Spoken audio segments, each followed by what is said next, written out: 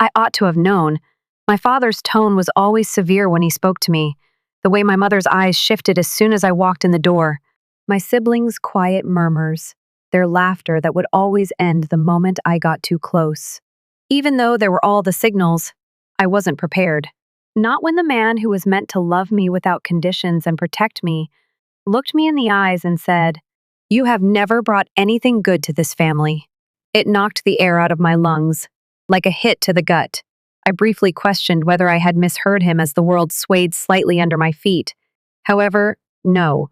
His comments were unflinching and his face remained expressionless. We found ourselves standing in the center of our living room, but all of a sudden I felt alienated and unwelcome. With her arms folded tightly across her chest and her lips pulled into that narrow, disapproving line she had perfected over the years, my mother stood next to him. With his arms slackly slung across the backrest of the couch, my younger brother watched the situation unfold as if it were a trashy reality show. What about my older sister? Stephanie scrolled through social media as if this whole situation didn't even deserve her attention, without even bothering to look up from her phone. I took a deep breath. "Dad, what are you discussing?" His expression contorted as though my question were unpleasant in and of itself. "I mean exactly what I said, Eliana," he moaned, his voice thick with fatigue, as though I were the weight on his shoulders. "This family has never benefited from your contributions. You're a waste. A waste of time. A waste of time." I needed to remind myself to take a deep breath. Was money at stake here? Was it because I hadn't yet found a well-paying job? Despite the cool, collected tone of my voice, my heart was hammering against my ribs. Is this a result of my lower income than Stephanie's? My mother interrupted with a tone more icy than I had ever heard, saying, "It's not just about the money. It concerns you. You've always been challenging. Challenging." I was surprised by how deeply that word cut. "Oh," I said with a gasping laugh that was devoid of humor. "You mean challenging in the sense of not mindlessly complying with all of your demands? Is it challenging to live my own life rather than going above and beyond for all of you?" My dad's jaw tightened. "Be mindful of your tone." At my sides, my hands clenched into fists. I had never made any requests of them. I had exhausted myself by balancing hard hours and side projects while attempting to create something for myself that they were unaware of. But none of that mattered to them. With a tone of finality, my father remarked, "You bring nothing of value." He pointed at Stephanie. "Observe her. Her career is steady. Take a look at Nathan. He has his life in order." He fixed his unreadable but disappointed gaze on mine. "And then there's you, squandering time on things that will never amount to anything, chasing after pipe dreams." I tightened my jaw. Dad had made arrangements for Stephanie to have a steady job. Since Nathan had never had to earn anything, he had his life together. He had been given everything. But me? I had done all the building myself. They still didn't care about me. My father let out a quick exhale and shook his head. "You have squandered away every chance we have given you. We've wasted no more time on you." I gazed at him, breathing in deliberate, slow rhythms. "What are you saying then?" His arms were folded. "We declare that we are finished." As like the burden had been lifted, my mother let out a breath. Then, without the slightest hesitation, she said the words that would make all the difference. "You should leave, Eliana." Quiet. A lengthy, painful second passed during which my heartbeat slowed. Their faces were indistinct shapes in my view as the room became blurry. Those 3 words echoed repeatedly in my ears, drowning out everything else. They meant business. This was not rage. This was not a fictitious threat to intimidate me into complying. I was being disowned by them. My mind flickered through a collage of memories, keeping up late to console Stephanie with her heartbreak, paying for Nathan's careless expenditures while he was too careless to handle his own finances, constantly striving to be good enough and supporting my mother when she was feeling overwhelmed. It didn't matter, though. I had never been important. I erect my shoulders. I had no intention of begging. I had no intention of crying. "All right," my dad's eyebrows went up. "All right?" I gave one nod. "Yeah," I said steadily. "I'm going to go." Stephanie looked up from her phone for the first time, her surprise barely concealed by her countenance. Nathan blinked, as though he didn't think I would follow through. My mom paused as well, her fingers twitching a little around her wrist. However, I didn't give them a chance to retract it. After turning, I went to the front door and touched the handle. I wasn't afraid of them for the first time in my life after that. I gave my father one more look as I looked over my shoulder. "You're going to regret this," he sneered. "Stop being dramatic." It nearly made me chuckle. They didn't know. They were unaware of the things I had been covertly constructing over the last 5 years. They believed they were interrupting me. However, in practice, I was interrupting them. The chilly air pricked my flesh as I stepped outdoors and turned to leave. I felt free for the first time in my life, and they begged 2 years later. The simple thing was walking away. The real test was what followed. With just one suitcase and the burden of their rejection bearing down on my chest, I departed that house. There are no upcoming jobs, no safety net. I had no idea what on earth I was meant to do next. I did have one item, though: willpower, as well as my covert enterprise. Not much. I had dedicated every free moment to the internet store I had been operating in the background for the previous 2 years. It didn't do me much at first. Here and there are a few sales, insufficient to maintain the lights. However, I had mastered the art of marketing, how to market, how to scale. Although it wasn't much, it had promise. And now, I was going to stake everything on it now. The initial months were harsh. For weeks, as I worked things out, I slept on my best friend Rachel's couch. Accepted freelance jobs. Put in crazy hours at work. When I could afford it, I ate cheap takeout. When I couldn't, I ate simple rice. On certain nights, doubt crept in like a sickness, and I lay awake staring at the ceiling. What if Dad had been correct? What if I was actually squandering my time? What if I didn't exist? But I put in more effort each time that voice murmured in the back of my mind. I wouldn't prove him correct. I devoted every waking moment and ounce of energy to my business, studied marketing tactics, improved my goods, and grew my contacts. Things began to change gradually. Sales increased. Clients returned. The numbers increased. When I checked my bank account 6 months after leaving that residence, I noticed something I had never seen before. A balance of 5 figures. I wasn't having any difficulties for the first time in my life. I wasn't only getting by. I was winning. My tiny side project had grown into a legitimate business by the end of that first year. After leaving Rachel's house, I moved into my own apartment. A sleek, contemporary room with floor-to-ceiling windows that looked out over the city skyline. I purchased the items I had always desired, but had never been able to afford. And the finest of all? I accomplished it by myself. No freebies, no shortcuts, not a family. Nevertheless, their remarks continued to reverberate in my head despite everything, even after I had refuted them in every manner imaginable. You never brought anything good to this family. I desired to forget them. I wanted them out of my life altogether, but I knew in my heart they would return one day. When did they do it? I would be prepared. The first transmission arrived 2 years later, a brief message from an unidentified number. "Dad, Eliana. We must speak." My gut tensed as I gazed at the television. Silence for 2 years. No birthday greetings, no check-ins, not even my mother's passive-aggressive guilt trip. And now? They needed something now. I choose to disregard it. Another communication a week later. "Mom, it's crucial. Give us a call, please." It nearly made me chuckle. They wanted to be courteous now. I didn't reply, though. Then came the phone calls. One, then another, then another. It was a voicemail at last. The voice of my mother, unsteady, nearly unidentifiable. "Eliana, please, we're struggling. Your father lost his job. The house, it's in danger. We don't know what to do." I listened while I sat there. The pounding of my heart in my chest. They were losing everything. The same folks who had told me I was useless while staring me in the eyes. The same individuals who had dismissed me as inconsequential. And now? They were now pleading with me for assistance. I tapped my fingers on the table and inhaled slowly. I ought to have felt bad. I ought to have sensed something. But my only emotion was contentment. They believed they could destroy me. They believed I would fail. They were clueless about their opponent. Hovering my hand over the call button, I grabbed my phone. Not quite yet. Allow them to perspire. allow them to experience helplessness.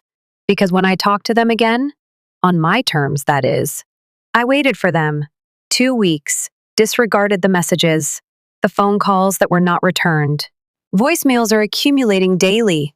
I saw as the same folks who had previously told me I wasn't worth their time made frantic attempts to reach me on my phone. Really, it was poetic. I had been striving so hard to be enough for them for years, wanting their acceptance. Right now, they were the ones who were waiting for me now. I wasn't in a rush either. However, I felt it was time after my mother left me a message 15 times, this time with tears in her eyes. It's time for them to hear me. It was time for them to realize just who they had discarded. I returned the call. I heard my mother's breath catch as soon as she responded. Ileana? She spoke in a little voice, feeble. I reclined in my chair and gazed out my office window at the metropolitan skyline, my workspace, in a structure I owned, based on my achievements. You took too long, I remarked. She paused. We didn't think you would respond. Even I wasn't certain. A long silence. She cleared her throat after that. Eliana, things have not been easy. Your father was laid off. I understand, she gasped. Who informed you? It nearly made me chuckle. When people begin to reappear in your life, you can learn incredible things. She let out a sigh. No rage, no insults, just fatigue. Eliana, she said in a whisper, we need your assistance. I cocked my head. Do you? One more pause. Softer then. We were wrong. The words were heavy and full of meaning as they hung between us. My mother was acknowledging it for the first time in my life. Was it real, though? Or simply despair? Her voice was shaking as she continued to speak, laying everything out. 6 months ago, Dad lost his job. There was no more severance. Bills were piling up. Stephanie lost her job. Nathan, who had never in his life suffered, had nothing to contribute. The family was disintegrating. And me? Their only hope was me. I ought to have felt guilty. I ought to have sensed something. But irony's harsh tang was all I could taste. I was valuable now. I had value now. I waited for her to complete before continuing. And your father? What is it that he says? She paused. He wants to speak with you. It nearly made me chuckle. I had been booted out by this same man. And now? He wanted to chat now. Fascinating. I let out a breath. Put him on.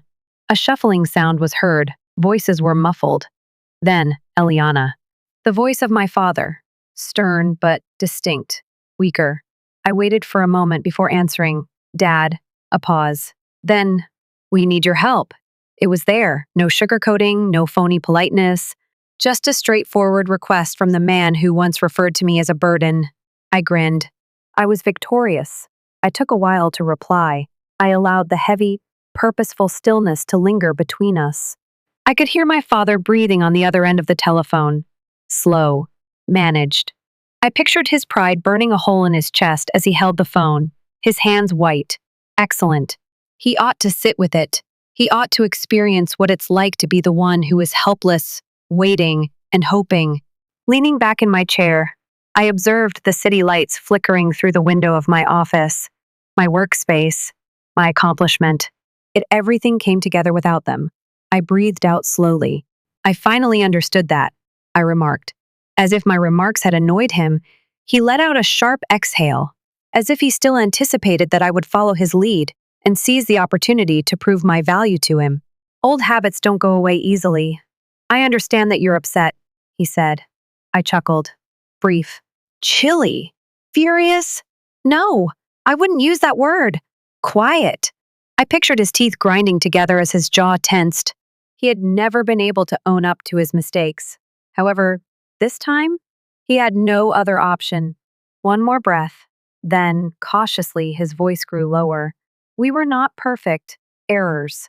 As though their actions were a little slip up.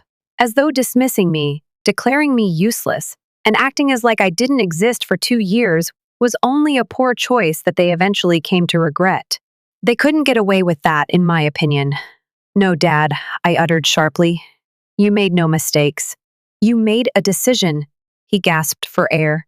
I could hear the instant I spoke, the instant he recognized that I was not the same person he had thrown away. You decided to eject me. You decided to interrupt me. I hesitated, allowing the reality to sink in. And now? You're phoning because you're at a loss for what to do. Quiet. Then, at last, I was wrong. An admission. An infrequent, hesitant display of weakness from a man who had lived his entire life pretending to be superior to everyone else. But I could still hear it in his voice. There was no regret in this. There was no apology here. This was a matter of survival. I wasn't missed by them. They didn't apologize. All they were doing was desperate. And this moment was so ideal because of that. I inhaled deeply, allowing the energy to seep into my bones. Then I grinned. I'll give it some thought. I then hung up. Within minutes, they made another call. I allowed it to ring. Then there was another call, and yet another. All of them went to voicemail. I had been nothing to them for 2 years. They were desperate now. Power like that? It was euphoric. However, I wasn't going to savor the occasion alone. I intended to use it. Finally, 2 days later, I answered. My mother's breath caught as if she hadn't anticipated my return call. Eliana, she muttered, her voice full of relief. I didn't answer. I waited for her. I've been thinking, I finally said.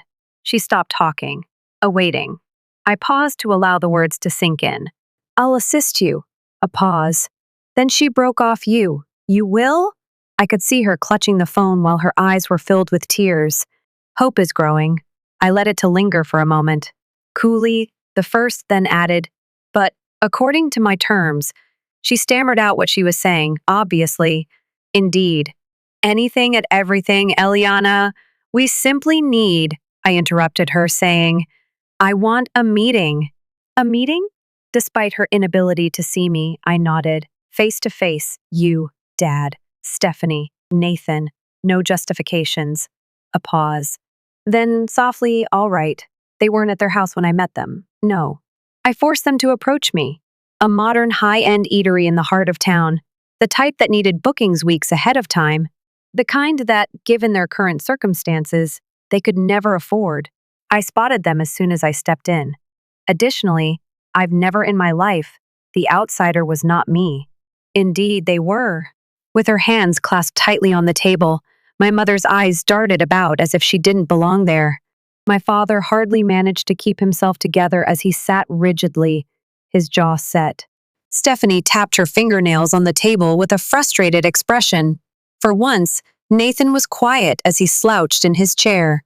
I sat down, set my phone down on the table, and waited for the silence to grow. Then, at last, let's get right to the point. My dad's mouth twitched. Eliana, I extended a hand. No. He closed his mouth. Strength. I might grow accustomed to this, I stated bluntly. You need money. No sympathy, no pity. Just the facts.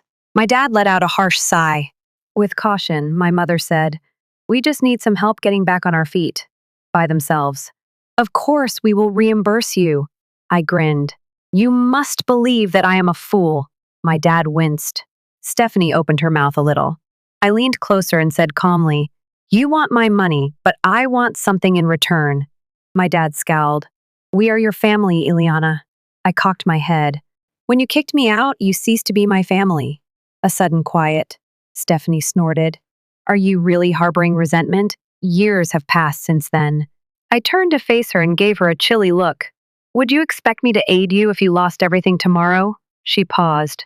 Well, yes. Why? She blinked. Because we're related, I grinned. Exactly. I gave the words time to sink in. I leaned back after that. And yet you abandoned me when I had nothing.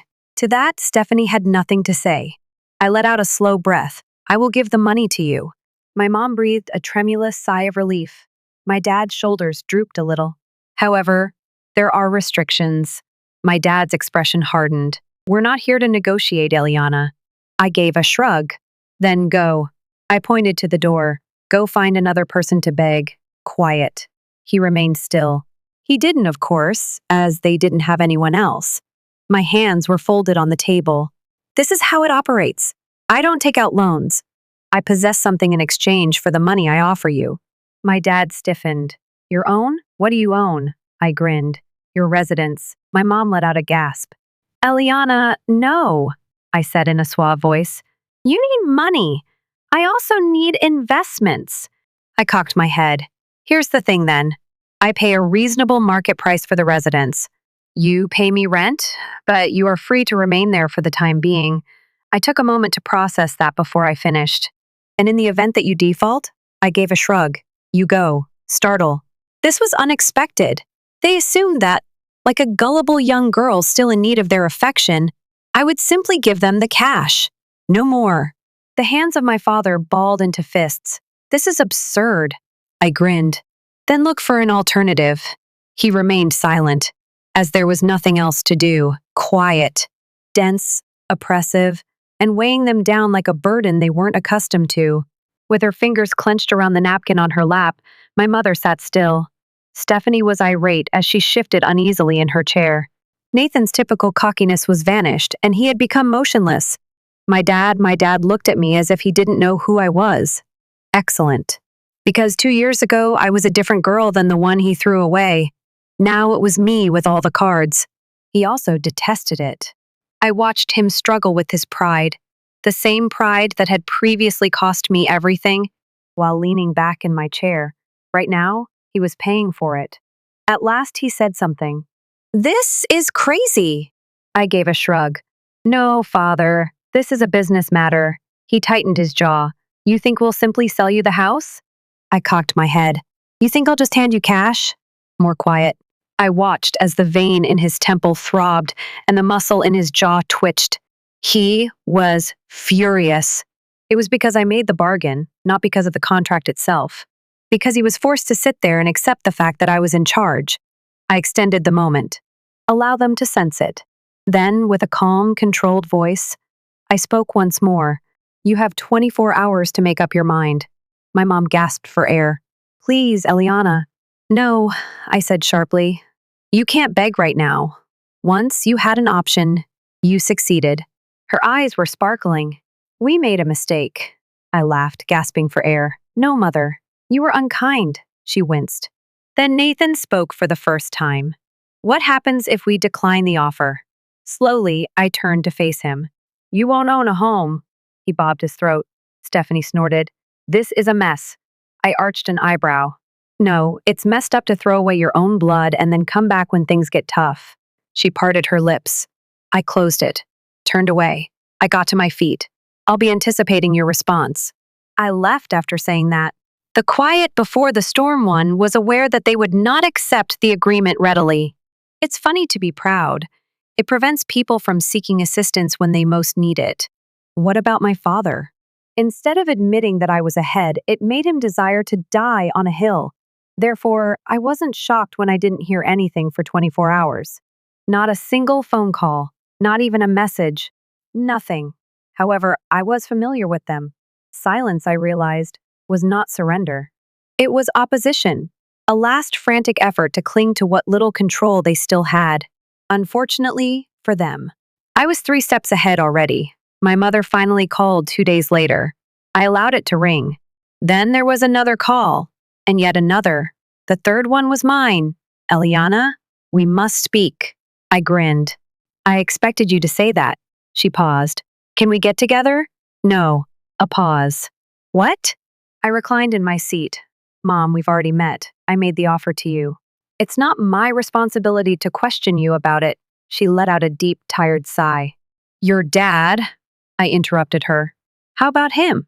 She fell silent for a moment. Her voice then became softer, almost frail. He refuses to accept the offer. I chuckled. He doesn't, of course. Please, Eliana, she muttered. It's not that easy. I tightened my jaw. No, mother. Yes, it is. It's also pitiful. Her breath caught. I refused to make things softer for her. No more. He has 24 hours, I finally stated, to accept the offer. Then, I'm no longer interested. Don't do this, Eliana. I let out a slow breath. It is his fault if his pride takes precedence over his family. I hung up after that, and now, I didn't hold off on calling back. The tipping point, I received the text the following day. Not from my mom, not from my dad, from Stephanie. Stephanie, the documents were signed by Dad. I breathed out slowly. So that was it. After battling valiantly, after pretending he'd sooner die than acknowledge his need for me. At last he gave up. I was victorious, and I ought to have felt victorious. But rather, I had no feelings. Not happiness, not contentment. A chilly, meaningless triumph. It was our final encounter. In my lawyer's office this time, legally, I now owned the house. The agreement was in writing. My father signed the last papers without glancing at me. His signature on the paper was harsh and scratchy, and his mouth was clenched. My mom appeared worn out. What about my siblings? They were silent, because they recognized at this very instant the Eliana they had thrown away was not me. They were too big for me. I was better than them. And now, everything they had left belonged to me. I received another text a week after the documents were signed. From Nathan. Nathan, something is wrong with Dad. Come on over. I spent a lot of time looking at the screen. For the first time, because I came to a realization, everything I had ever desired was mine. The strength, the triumph, the command. However, I had no idea whether I had won or not. I took a car back to my old residence that evening. Now it had a different appearance, smaller, worn down. Or perhaps I was simply viewing it differently, and it had always been this way. I knocked. Slowly the door opened. My mom was standing there. She widened her eyes in shock. Eliana, she said in a whisper. I remained silent. I simply entered. The living room has the same appearance. The sofa. The ancient drapes. The pictures displayed on the walls. Other than right now, it was no longer theirs. I owned it. They were all aware of it. I didn't say anything when I passed my mother. All the way down the corridor, in the direction of my dad's room, he was perched on the edge of the bed, gazing out the window as I entered. He appeared, diminutive. I had never seen him so weak. For a man who used to be taller than me and whose words had sliced me like a knife. All of a sudden, he appeared to be nothing. Just a sick, weary man. He noticed me and moved his head slightly. He remained silent for a while. Then, quietly, well, you arrived at last. I folded my arms. Did you not expect me to? A sour laugh. I didn't believe you would be a waste of time. I let out a slow breath, observing him. That's amusing, I remarked. You accused me of squandering time 2 years ago. I have nothing to contribute. He squeezed his lips together. He was aware of my actions. I hoped he would acknowledge it, to utter it aloud. He simply sighed instead. I guess your purpose is to boast? I cocked my head. Would it make a difference if I was? His face grew serious. Additionally, for a moment, just a moment, I saw him as he used to be. I was disowned by the man. However, that man was no longer with us. Right now, a shell was all he was. And I came to a realization I didn't have to prevail, as I had previously done so. I watched him from the doorway. I was once told I was nothing by this man. He had told me directly that I had never contributed anything positive to this family. And now? He appeared to have lost everything now. His shoulders dropped forward as if he were carrying an unseen burden, and his back was hunched. Perhaps he was. Perhaps it was the consequences of his decisions. Perhaps it had to do with the fact that, for the first time in his life, he was powerless. I moved deeper into the space. Slowly, he took a moment to glance at me. Rather, he let out a breath while continuing to view something distant outside the window. You've changed, he said in a whisper. I cocked my head. Indeed. That is what happens when your own family deserts you. Breathe slowly. Then you think this makes you better than us? It nearly made me chuckle. Even now. Despite everything, his pride continued to gnaw at his throat, attempting to maintain his position on whatever shattered pedestal he had constructed for himself. However, nothing remained. No throne. No crown. A weary man living in a house that had been taken from him. I gave a head shake. No, Dad, I muttered. This makes me free. He turned at that. His eyes, which had once been piercing and full of judgment, appeared vacant. I saw him for who he truly was for the first time in my life. Not a monster, not a tall, all-powerful person. Only a man. A broken man, imperfect and stubborn. It seemed worse than anything he had ever said to me for some reason. He took a deep swallow. I never imagined things would turn out this way. I let out a breath. I didn't either. Quiet. There was nothing left to quarrel over for the first time. There is nothing more to prove. There is nothing more to say. I took a folded piece of paper out of my pocket and set it down next to him on the nightstand. He scowled. What's that? I looked him in the eye. The house's deed. His whole body tensed. I could see the bewilderment, the incredulity, the hidden reason. I was victorious. I was in complete control. However, I was returning it. He paused. You signed it over to your mother? I gave a nod. It is solely hers. There is no rent or payment due. He didn't reach for it, but his fingers twitched as if he wanted to. Rather, he gazed at me as if I were a conundrum that he was unable to solve. Why? His voice sounded raspy, as if he was terrified of the response. I took a slow breath, as I had been attempting to win their love for years. Years later, I tried to show that I didn't require them. And now? I was just finished now. I looked him in the eye and spoke steadily, because I don't need this anymore. His throat bobbed as he gulped. Eliana, I extended a hand. No, you are not allowed to speak. He shut his mouth. Since he was aware, there was no apology here. This was not an act of forgiveness. I was letting go with this. And he was going to have to live with that. I passed the same walls that had once contained all of my early memories as I made my way back down the corridor.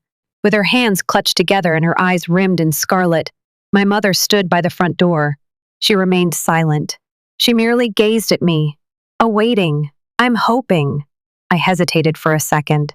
Then I said, gently but firmly, this does not imply a return to the previous state of affairs. She nodded and let a tear fall down her face, saying, I know. I gave one nod. I walked past her after that, out the door. From their life, permanently. Liberty, I let the wind whip on my flesh that night while driving with the windows down. I believed that retaliation would make everything better for years. I believed that causing them pain would make the hurt they had given me go away. However, what is the reality? They were already in pain, not due to me, but because to their identity, because they had remained little because of their pride, because they were miserable as a result of their decisions. And me? I had freedom, liberated from them, liberated from the burden of striving to fit in. Without having to prove anything, I had established my own life, a future without them in it, and I felt light for the first time in years. Since I wasn't a failure for them, it wasn't my fault. I wasn't a burden to them. My personal triumph was me, and that was sufficient.